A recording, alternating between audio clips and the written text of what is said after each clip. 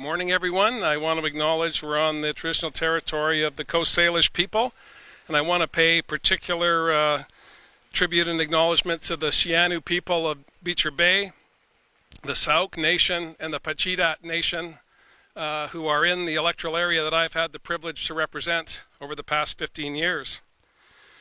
This is Langford. We're not far from where Ellie and I have called home for the past 25 years. We raised our children in this community. Langford is like many middle-class communities across British Columbia, filled with people who work hard every day, trying to make the best of the situations they find themselves in, always mindful of the blessing of being British Columbians. But they're worried about their future, they're worried about the impacts of COVID-19, and they want to make sure that their government is secure and stable and focused 24/7 on their needs and their hopes and their aspirations. Coming home here every night reminds me of where I come from. Getting up every morning reminds me of the people I'm working for. A few hours ago, I met with the Lieutenant Governor of British Columbia, Janet Austin, and she has granted my request to dissolve the Legislative Assembly, and the general election will be held in British Columbia on Saturday, October 24th.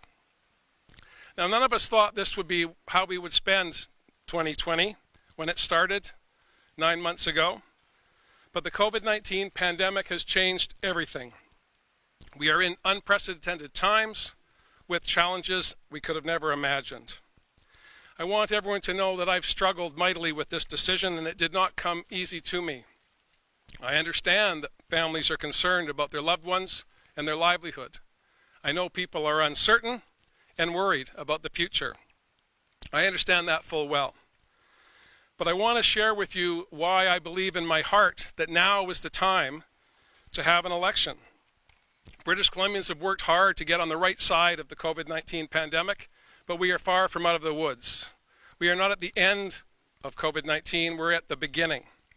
This pandemic will be with us for a year or more, and that's why I believe we need to have an election now.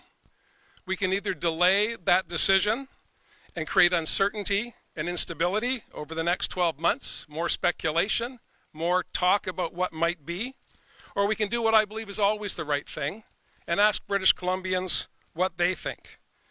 I believe the best way forward is to put the politics behind us. Let's address the differences we may have now so that we can all come together after the 24th of October, focused as we should be on the needs of all British Columbians. I firmly believe that this is not a 12-month exercise. We have 4 years ahead of us where we all need to work together. And for 12 months to wait for the next election seems to me to be time wasted, when we could all be rolling up our sleeves and focusing on the things that matter most to British Columbians. I believe the choice in this election is quite clear. The opposition will focus, as they have in the past, on the wealthy and the well-connected at the expense of the people that I represent here in Langford. I believe to stay on the right track, we need to focus on the things that got us here. The past 3.5 years have led to positive changes in British Columbia, and I'm proud of what we've been able to accomplish working with the Green Party to bring back investments in healthcare and schools, building transit, housing, childcare spaces, eliminating medical services premiums, the largest middle-class tax cut in BC's history, as well as the most ambitious climate action plan in the country. And of course, we're the only province to have enshrined in our legislature the rights of Indigenous peoples, the first peoples of British Columbia, those that I referred to at the start of my presentation. I believe the future together is very, very bright, but the present is extremely challenging. We have done much, but we have much more to do.